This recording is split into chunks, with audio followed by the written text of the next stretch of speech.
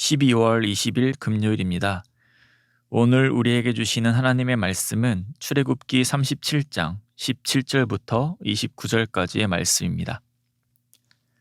그가 또 순금으로 등잔대를 만들되 그것을 쳐서 만들었으니 그 밑판과 줄기와 잔과 꽃받침과 꽃이 그것과 한 덩이로 되었고 가지 6이 그 곁에서 나왔으니 곧 등잔대의 3가지는 저쪽으로 나왔고 등잔대의 3가지는 이쪽으로 나왔으며 이쪽 가지에 살구꽃 형상의 잔셋과 꽃받침과 꽃이 있고 저쪽 가지에 살구꽃 형상의 잔셋과 꽃받침과 꽃이 있어 등잔대에서 나온 가지 6이 그러하며 등잔대 줄기에는 살구꽃 형상의 잔넷과 꽃받침과 꽃이 있고 등잔대에서 나온 가지 6을 위하여는 꽃받침이 있게 하였으되 2가지 아래에 한 꽃받침이 있어 줄기와 연결하였고 또 2가지 아래에 한 꽃받침이 있어 줄기와 연결하였고 또 다시 2가지 아래에 한 꽃받침이 있어 줄기와 연결되게 하였으니 이 꽃받침과 가지들을 줄기와 연결하여 전부를 순금으로 쳐서 만들었으며 등잔 7가 그 불집게와 불똥그릇을 순금으로 만들었으니 등잔대와 그 모든 기구는 순금 1달란트로 만들었더라. 그가 또 조각목으로 분향할 제단을 만들었으니 길이는 1규빗이요 너비도 1규빗이라. 네모가 반듯하고 높이는 2규빗이며 그 뿔들이 제단과 연결되었으며 제단 상면과 전후 좌우면과 그 뿔을 순금으로 싸고 주위에 금테를 둘렀고 그 테 아래 양쪽에 금고리 2를 만들었으되 곧 그 양쪽에 만들어 제단을 매는 채를 꿰게 하였으며 조각목으로 그 채를 만들어 금으로 쌌으며 거룩한 관유와 향품으로 정결한 향을 만들었으되 향을 만드는 법대로 하였더라. 아멘. 우리는 출애굽기 말씀을 보면서 계속해서 하나님이 이스라엘 백성에게 명하신 것들이 만들어지고 있는 것을 보고 있습니다. 오늘의 본문은 등잔대와 분향할 제단에 대한 말씀입니다. 또한 거룩한 관유와 향품에 대한 말씀을 하고 있습니다. 17절부터 24절까지는 등잔대에 대한 말씀이고 25절부터 28절까지는 분향할 제단, 29절은 거룩한 관유와 향품에 대한 말씀입니다. 하나님께서는 모세에게 이것들을 어떻게 만들지에 대해 말씀해 주셨습니다. 그리고 그것을 브살렐에게 전하여 브살렐의 주도하에 이것들을 만들게 됩니다. 우리는 하나님의 명령이 사람의 손을 거쳐서 만들어지는 것을 말씀을 통해 보고 있습니다. 저는 말씀을 읽으면서 조마조마한 마음이 들 때도 있었습니다. 왜냐하면 사람이 완벽하지 않다는 것을 알기 때문입니다. 저는 레고를 좋아합니다. 또 저희 아들들도 레고를 좋아합니다. 그래서 레고를 조립할 때가 간혹 있는데 설명서를 보고 하나하나 조립하면 어느새 완성이 됩니다. 그런데 이 설명서를 분명 보는데도 한 번씩 순서를 빼먹을 때가 있습니다. 그렇게 하면 완성 단계에 가서 무언가가 좀 빠진 듯한 그런 결과물이 나오게 됩니다. 친절히 이 설명서를 보고도 실수하는 것이 사람입니다. 그러니까 과연 사람이 하나님의 말씀 그대로 이 모든 것을 만들 수 있을까요? 혹여나 말씀 속에서 그가 만들었으나 하나님이 명하신 것과는 달랐더라, 아니면 조금 차이가 나더라 라고 하나님이 말씀하시지 않을까, 이런 뭔가 미묘한 긴장이 흐르는 것 같습니다. 그러나 우리는 출애굽기를 읽으면서 이전에 하나님께서 브살렐에게 무엇을 행하셨는지 알고 있습니다. 출애굽기 31장 3절 말씀을 보시면 하나님의 영을 그에게 충만하게 하여 지혜와 총명과 지식과 여러 가지 재주로, 하나님께서 이 브살렐에게 하나님의 영을 충만하게 하십니다. 브살렐은 하나님의 영의 충만함과 하나님이 주시는 지혜와 총명과 지식과 여러 가지 재주를 통해 사람이 감당할 수 없는 일을 감당하게 됩니다.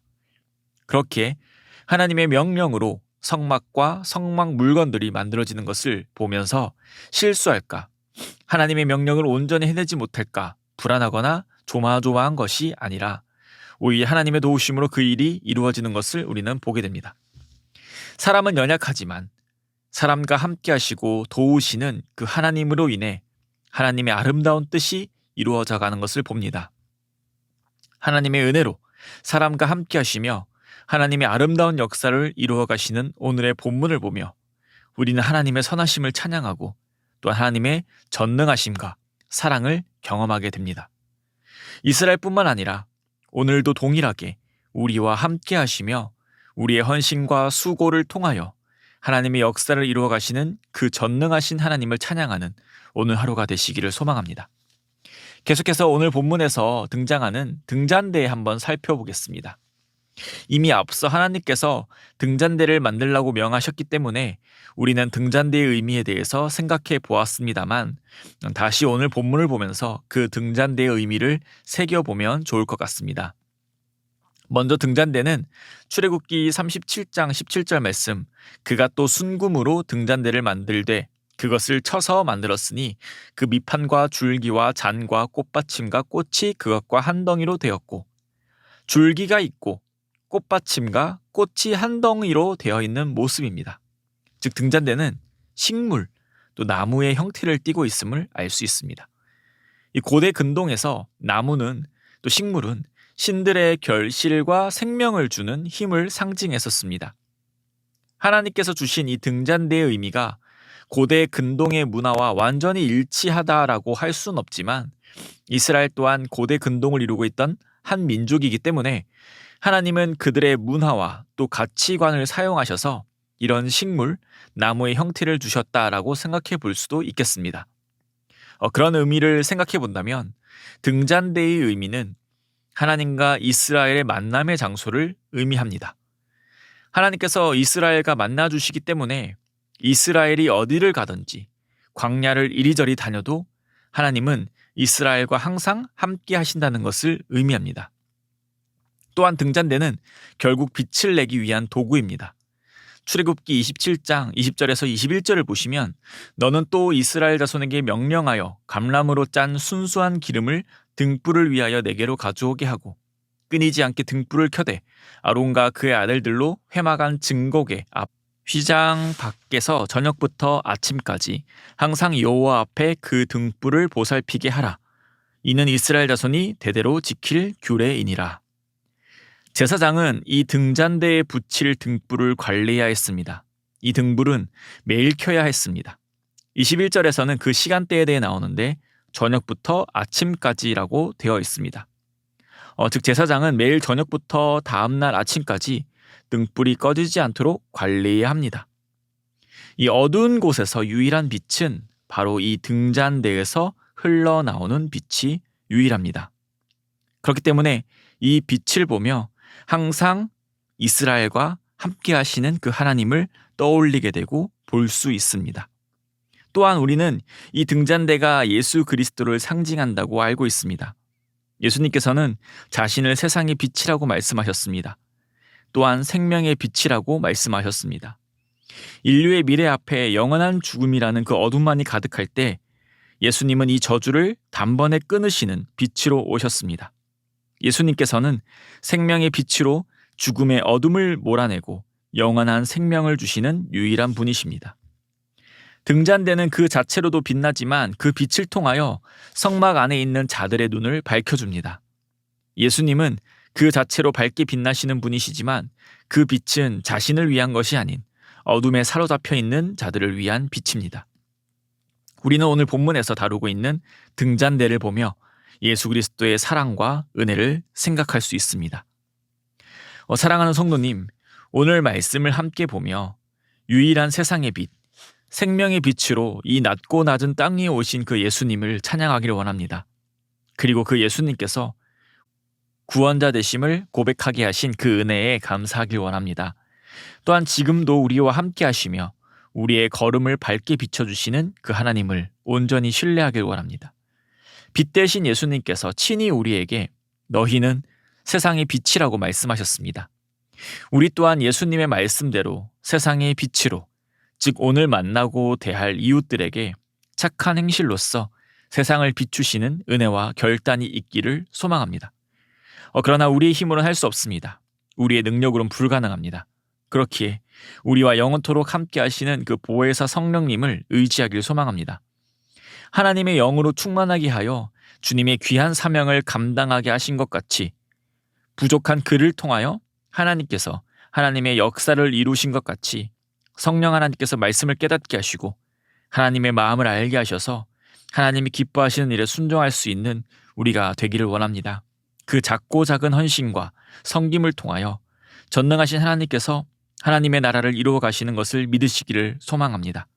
그리하여 오늘 부족한 우리를 통하여 영광 받으시는 그 하나님을 찬양하며 작고 연약한 우리를 사랑하시고 기뻐하시는 그 하나님에 대한 감사와 은혜로 살아가시는 귀한 오늘 하루가 되시기를 주님의 이름으로 소망합니다. 기도드리겠습니다. 하나님 아버지 감사드립니다. 오늘도 하나님의 은혜로 생명 주시고 또 새날을 허락하여 주시니 감사드립니다. 또한 이 새벽에 하나님의 말씀을 함께 나누게 하시니 감사합니다. 이 말씀 앞에 겸손히 나아가는 주님의 백성 되는 은혜 허락하여 주시옵소서. 하나님, 오늘 말씀을 나누며 우리가 하나님의 백성으로 살아가는 것이 얼마나 큰 은혜임을 생각해 봅니다. 죽을 수밖에 없는 우리에게 생명 주시고 연약한 우리에게 귀한 사명 맡겨주시고 예수 그리스도의 제자로 하나님의 백성으로 살아가게 하시니 감사합니다. 부족한 우리를 통하여 주님 영광 받아주시고 우리의 작은 수고와 헌신을 주님께서 사용하여 주셔서 하나님의 역사를 이루어 가시는 전능한 하나님을 믿음으로 보게 하시고 신뢰하며 살아가는 우리 되게 하여 주시옵소서. 세상의 빛, 생명의 빛으로 오신 예수님께서 친히 빛으로 살아가신 모습을 보여주셨습니다. 이제 제자들인 우리에게 세상의 빛으로 살라고 명령하신 것을 마음에 새기며 오늘 하루도 예수님의 빛을 전하는 주님의 제자들 되게 하여 주시옵소서. 혼란스럽고 어지러운 이 어두운 세상 속에 오직 참되신 생명의 빛 되시는 예수 그리스도만을 전하는 오늘 하루 되게 하여 주시옵소서. 그러한 오늘 모든 하루의 삶을 통하여 주님 영광 받아주시고 우리에게 풍성한 은혜 부어주실 줄 믿사오며 이 모든 말씀 우리를 구원하신 예수 그리스도의 이름으로 기도드립니다. 아멘. 이 시간 함께 기도하실 때 주신 말씀을 붙들고 기도하시고 우리 주간 기도 제목에 따라서 모든 소그룹 모임을 위해 함께 기도드리겠습니다. 다락방 모임 전도회 모든 모임들마다 예수 안에서 한 가족과 같이 은혜를 나누는 모임이 되게 하시고 우리 교회 안에 소외되는 영혼이 하나도 없는 사랑 많은 가정 같은 교회 될 수 있도록 또 모든 소그룹 순장님들과 교회를 책임지고 섬기시는 우리 장로님들을 위해 함께 기도드리겠습니다. 또 나라를 위해 특별히 기도하길 원합니다. 나라가 어수선한 상황입니다. 하나님께서 우리나라를 지키시도록 또 교회 지도자들이 먼저 회개하며 바르게 말씀을 전할 수 있도록 정치 지도자들이 하나님을 두려워하고 국민들을 사랑하며 공평과 정의를 시행하는 바른 지도자들이 될 수 있도록 속히 혼란이 종식되고 평화로운 나라가 될 수 있도록 기도하길 원합니다. 개인 제목과 합심 제목으로 기도하겠습니다.